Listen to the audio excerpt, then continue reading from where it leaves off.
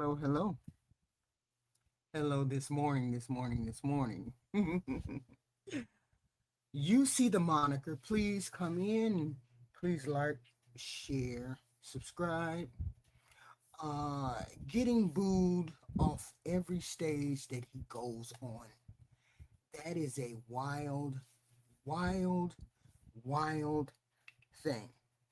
I have never seen a politician get booed off a stage as much as this person does. Rejected by every demographic. That's amazing. It's amazing that he's able to function as a candidate anymore. Black folks reject Vivek Ramaswamy. We rejected him a long time ago. And it wasn't because we don't understand policy. We saw him clear as day. We understand Vivek Ramaswamy clear as day. This is a man who looked at the American racial hierarchy and decided the smartest play was to climb as close to whiteness as possible and kick the rest of us on the way up. He built a whole brand disparaging minorities, talking about black culture like it's a problem, acting like the only path to success is to reject everything that looks like him and us, and positioning himself as the good immigrant who proves the system works if you just act right. That is not solidarity. That is auditioning for acceptance. He will throw anybody under the bus if it gets him closer to the people he thinks holds the real power. We watched this movie before. The ones who want proximity to whiteness more than they want justice for the people will always sell out the rest of us when the price is right. Look at that Officer Tatum character. And has been sold, he's been sold a dream, but Vivek has been so loud about it. He doesn't defend the vulnerable. He lectures them. He doesn't stand with communities under attack. He uses them as punching bags to prove he's one of the serious ones. That's what he does. That's why he gets rejected. For a lot of black voters in other non-white communities, the problem starts with how he talks about race and history itself. Every time the conversation turns to systematic inequality, to the real and measurable ways racism still shapes housing, schools, policing, wealth, and health incomes, he waves it away as wokeism or victimhood culture. That language is not neutral. It's a deliberate attempt to erase both the historical record and the present day evidence. When you tell people whose grandparents lived under Jim Crow, whose parents still remember redlining, and who are also fighting over lead pipes in underfunded schools, that their analysis is just victimhood, nobody wants to hear from you. You are not being honest. You're asking these people to pretend that playing you're asking black people to pretend that the playing field was always level. The playing field is not always level, has never been level for people of color in this country. So you can look tough. So you can look tough on people on minority. Let me get this minority to look down on these other minorities. Let me get this minority to talk about these minorities, and then we're gonna uplift this minority because he's talking down on Indian people and he's talking about down on black people. Let's uplift him. That's what he thought. His whole posture around affirmative action, diversity initiatives, and even birthright citizenship follows the same pattern. These are not abstract policy debates for the communities that actually live with the consequences. He doesn't. When he calls for dismantling the tools that were built imperfectly, I get that, late and under pressure, to open doors that had been locked for generations, it lands as something very specific. It lands as a signal.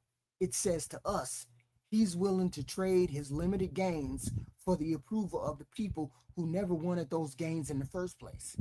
Selective assimilation rhetoric is still assimilation rhetoric.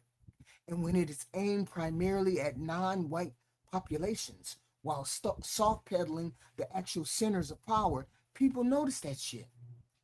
We notice that he's done the coontastic dance. Then there's the transactional piece. The man will attack Juneteenth as useless in one breath and preach colorblind mediocrity in the next. That combination does not read as principle to most of us black people or most people of color. It reads as performative. It reads as a calculated effort to feed the far right base the lines it wants to hear while still trying to keep just enough distance to look respectable on TV. You cannot spend years treating the symbols and struggles of black freedom as political footballs and then expect black people to believe you when you suddenly claim to care about equal opportunity. All people in Ohio, make sure you stand down when it comes to voting for him. If you don't want to vote for the Democrat, don't vote for anybody. But you definitely don't go over there, black folk, go over there and try to vote for this Vivek Ramaswamy. He'll burn his own people down. He'll talk bad about his own people. Talk bad about his own people. Talk bad about black people. He does all of that. He doesn't deserve your vote. Nobody of color needs to go over there and vote for Vivek Ramaswamy. He's a tool. He's a tool to beat you up. Okay?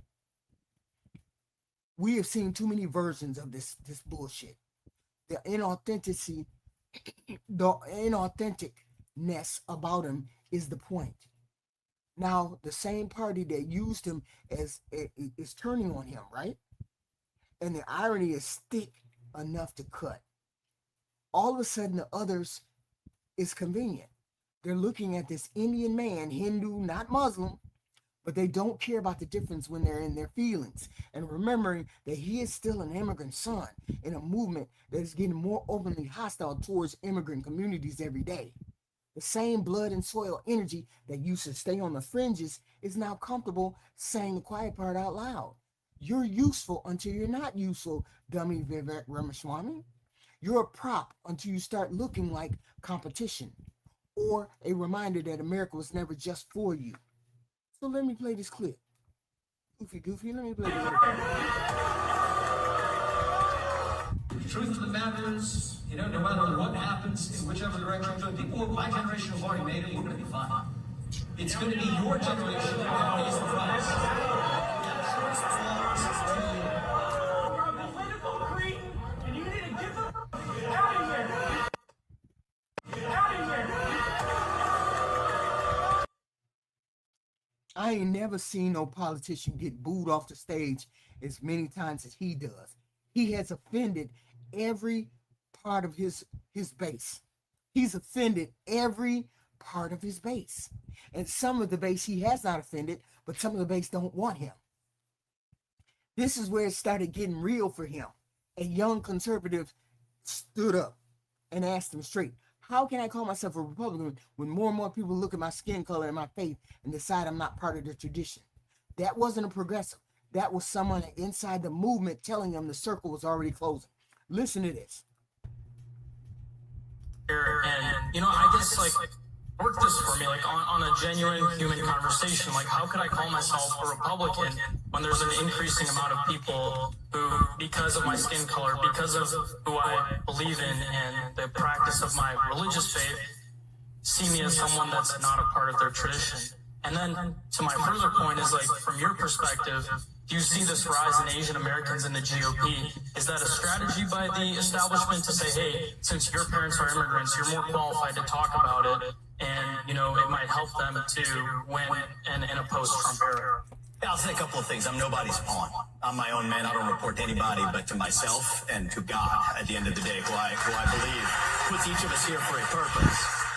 And the other thing is I will never defend the indefensible. Okay, there's a reason I would be a hypocrite if I did not criticize. I did criticize the woke left when I was the CEO of all the companies that were sectors that were buying into it. I went the other way. And now I have been, I can't speak for others, but I will be unapologetic and I will not mince words in criticizing the same kind of quasi-socialist, quasi-discriminatory, self-hating, quasi-socialist ideology now emerging on the right. Yeah. So that was one of his own people saying, I don't believe jack shit you got to say. Because you'll throw us under the bus, us Indian people under the bus, black people, he'll throw everybody under the bus. I'm saying it again. Anybody that's black or Indian voting in Ohio, don't vote for that man. That man will throw you under the bus. For the rich people, it's quick as hell. For the rich white people, it's quick as hell. So inside the conservative base, the friction is real and it's structural.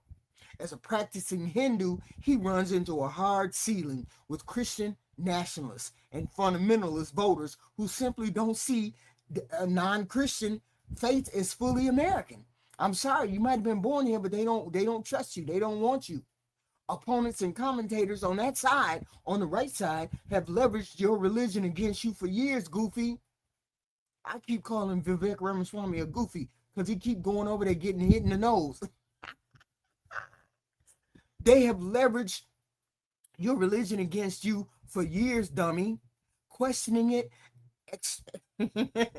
trying to exercise it, treating it as disqualifying in a primary electorate that increasingly talks about heritage and blood and soil. Being the son of an Indian immigrant leaves you permanently exposed.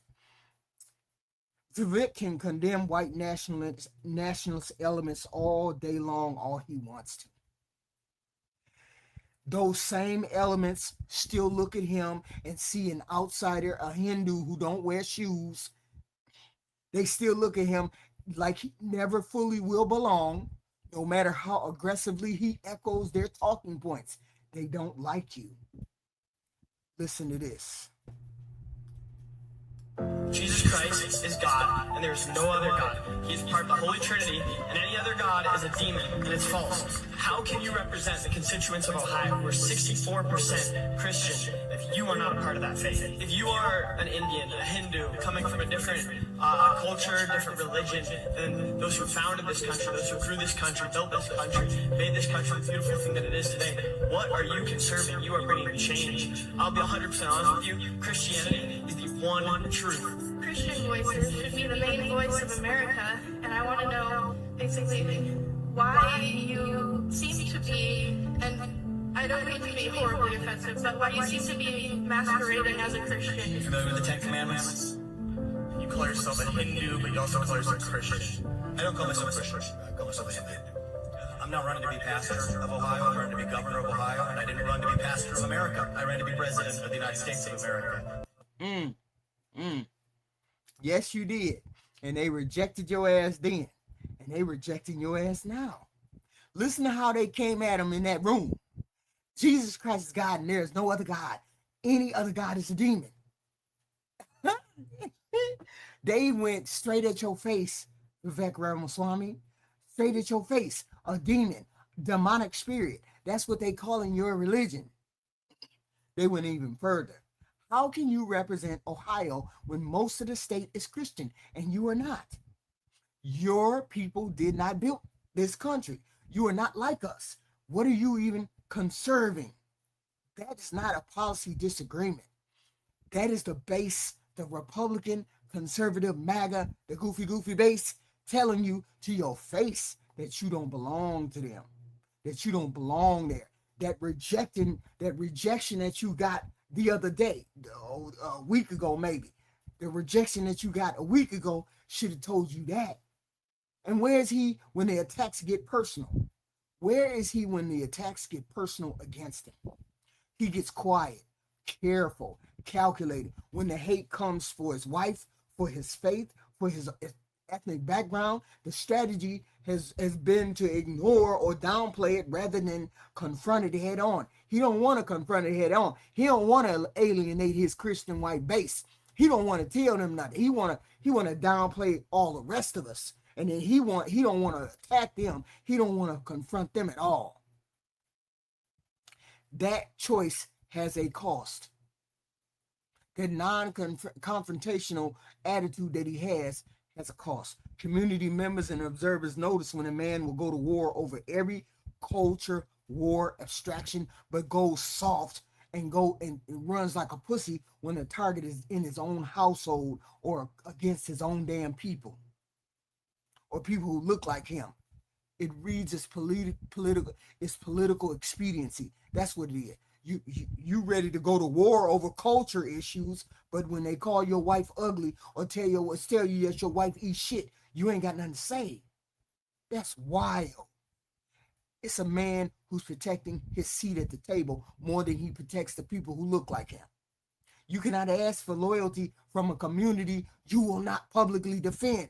Why should somebody be loyal to you when you ain't gonna be loyal to them? And they know you're not gonna be loyal to them.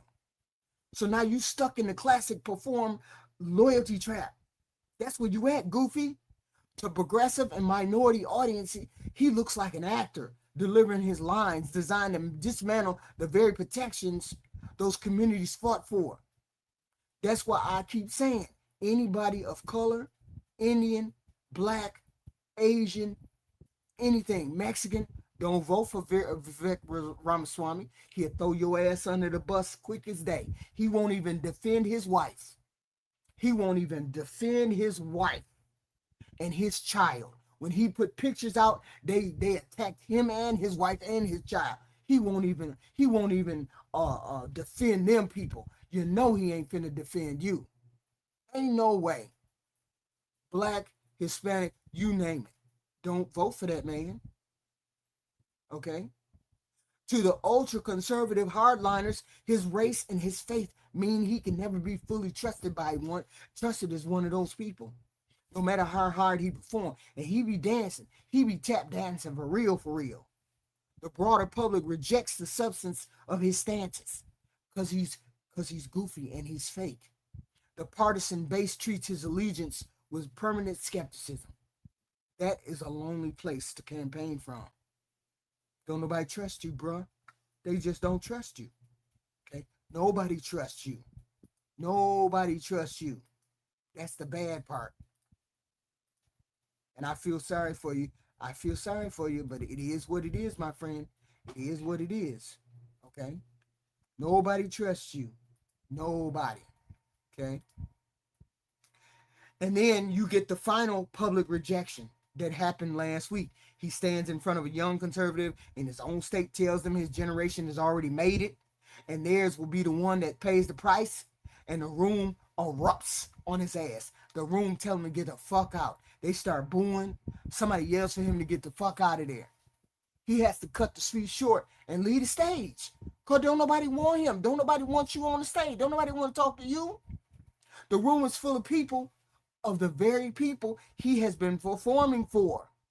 Those are the people he's been tap dancing in front of. And they decided they no longer want to hear what the hell he got to say.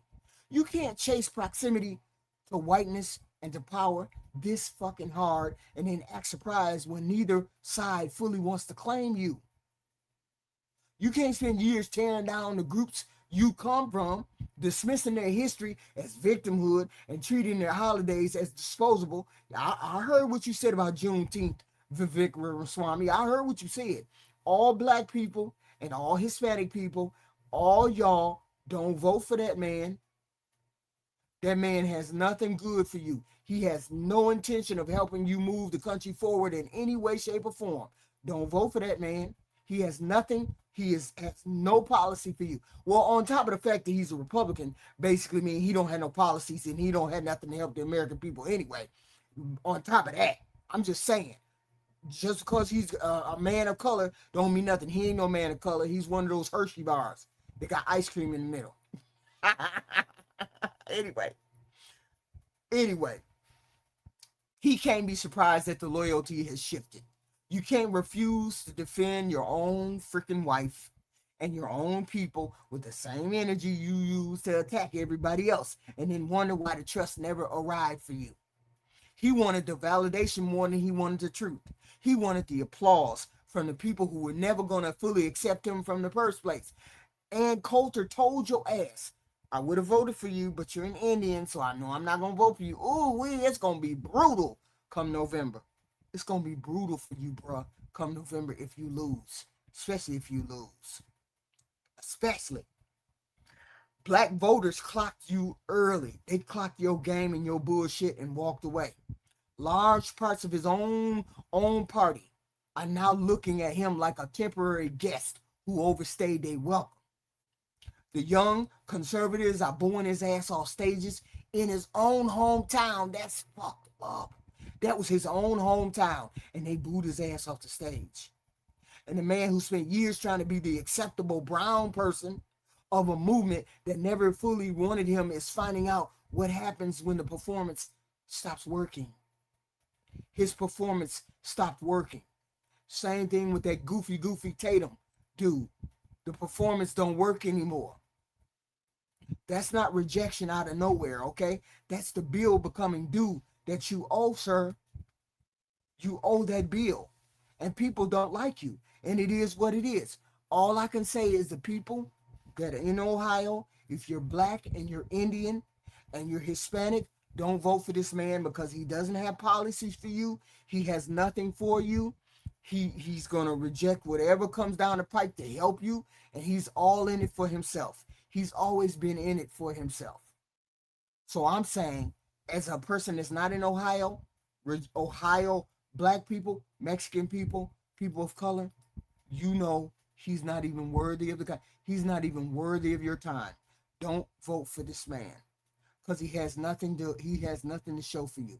Hello, Side Life, Sid Life. First comment, Hershey Bar, Coconut Assistant, F. Tatum. That guy sold out. Yes, he did. Hey, I'm glad you're here. Glad you're here. But the whole point is Vivek Ramaswamy is like he's a tool. He's the same as Officer Tatum. He's the same. Hello, sister. He's the same as Officer Tatum, except he's Indian. And he's on a national stage. For Tatum is on YouTube. This man is on the national stage and he is doing the same thing as Officer Tatum. And he sounds like a goofy. That's why he keeps getting booed off stages. He keeps getting booed by the white folks, the black folks. He get booed by everybody. Okay? Because he doesn't seem to understand he is a minority. You are a minority. Minorities, for one thing, if you cannot try to play for the middle, you cannot trade for a political white.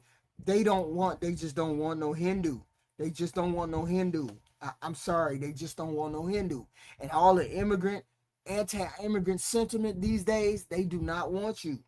And it's a terrible climate to be a Republican and then be a Hindu and have people tell you to your face that your religion is demonic and the fact that they don't want you. That's wild.